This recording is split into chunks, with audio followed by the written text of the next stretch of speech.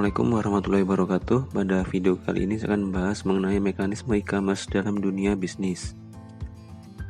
Mempelajari e-commerce sebenarnya cukup mudah karena tidak jauh berbeda dengan memahami bagaimana perdagangan atau bisnis selama ini dijalankan.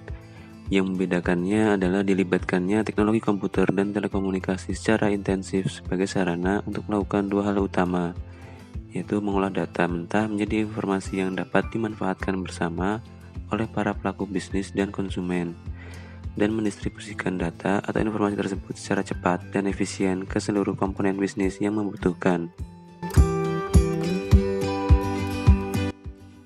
Nah, dari beragam jenis aplikasi e-commerce yang ada, secara prinsip mekanisme kerjanya kurang lebih sama, seperti yang terlihat pada gambar berikut ini. Ada dua hal utama yang biasa dilakukan oleh konsumen di dunia maya karena transaksi yang terbentuk karena adanya jaringan internet. Pertama adalah melihat produk-produk atau jasa-jasa yang diiklankan oleh perusahaan terkait melalui website atau online ads. Kedua adalah mencari data atau informasi tertentu yang dibutuhkan sehubungan dengan proses transaksi bisnis dan dagang atau jual beli yang akan dilakukan. Jika tertarik dengan produk atau jasa yang ditawarkan, konsumen dapat melakukan transaksi perdagangan dengan dua cara. Cara pertama adalah dengan secara konvensional atau standar order seperti yang selama ini dilakukan, baik melalui telepon atau langsung datang ke tempat penjualan produk atau jasa terkait. Cara kedua adalah melakukan pemesanan secara elektronik atau online order, yaitu dengan menggunakan perangkat komputer yang dapat ditemukan di mana saja, bisa di rumah, sekolah, tempat kerja, warnet, dan sebagainya.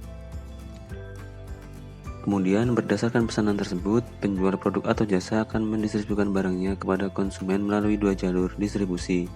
Bagi perusahaan yang melibatkan barang secara fisik, perusahaan akan mengirimkan melalui kurir ke tempat pemesan berada.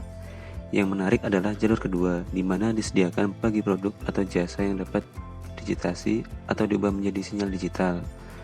Produk-produk yang berbentuk semacam teks, gambar, video, dan audio secara fisik tidak perlu lagi dikirimkan, namun dapat disampaikan melalui jalur internet.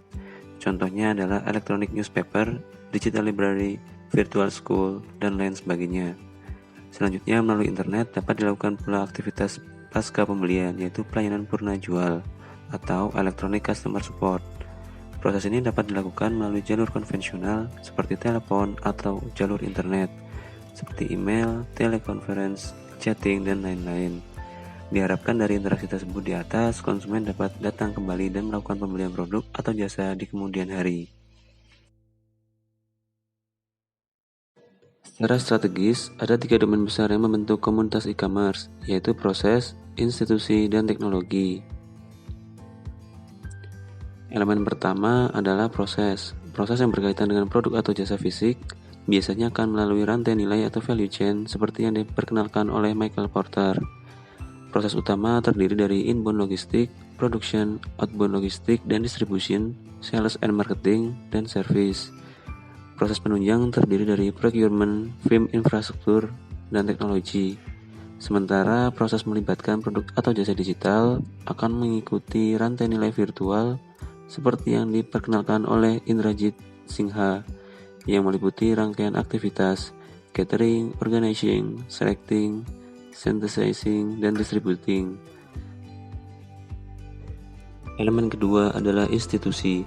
Salah satu prinsip yang dipegang oleh e-commerce adalah diterapkannya asas jejaring, di mana dikatakan bahwa untuk sukses sebuah perusahaan e-commerce harus bekerja sama dengan berbagai institusi-institusi yang ada. Perusahaan tidak dapat berdiri sendiri. Sebuah perusahaan.com misalnya dapat menjalankan prinsip-prinsip perdagangan elektronik harus bekerja sama dengan pemasok atau supplier, pemilik barang atau merchant, penyedia jasa pembayaran, bahkan konsumen. Kerjasama yang dimaksud di sini akan mencapai tingkat efektivitas dan efisiensi yang diinginkan dengan cara melakukannya secara otomatis. Nah, elemen ketiga adalah teknologi informasi. Pada akhirnya, secara operasional, faktor infrastruktur teknologi akan sangat menentukan tingkat kinerja bisnis e-commerce yang diinginkan. Ada 3 jenis tulang punggung teknologi informasi yang bisa dipergunakan dalam konteks perdagangan elektronik, yaitu intranet, extranet, dan internet. Intranet merupakan infrastruktur teknologi informasi yang merupakan pengembangan dari teknologi lama semacam LAN dan WAN atau Wide Area Network. Prinsip dasar dari intranet adalah dihubungkannya setiap sumber daya manusia Di dalam sebuah perusahaan, dengan adanya jalur komunikasi yang efisien, diharapkan proses kolaborasi dan kooperasi dapat dilakukan secara efektif, sehingga meningkatkan kinerja perusahaan dalam hal pengambilan keputusan. Setelah sistem internet terinstalasi dengan baik, infrastruktur berikut yang dapat dibangun adalah extranet. Extranet tidak lebih dari penggabungan dua atau lebih intranet karena adanya hubungan kerjasama bisnis antara dua atau lebih lembaga. Contohnya adalah sebuah perusahaan yang membangun interface dengan sistem perusahaan tekanannya atau pemasok, distributor, agen, dan sebagainya. Format extranet inilah yang menjadi cikal bakal terjadinya tipe e-commerce B2B. Infrastruktur terakhir yang dewasa ini menjadi primadona dalam perdagangan elektronik adalah menghubungkan sistem yang ada dengan public domain yang dalam hal ini diwakili oleh teknologi internet. Internet adalah gerbang masuk ke dunia maya, di mana produsen dapat dengan mudah menjalin hubungan langsung dengan seluruh calon pelanggan di seluruh dunia. Disinilah tipe perdagangan e-commerce B2C dan C2C dapat diimplementasikan secara penuh.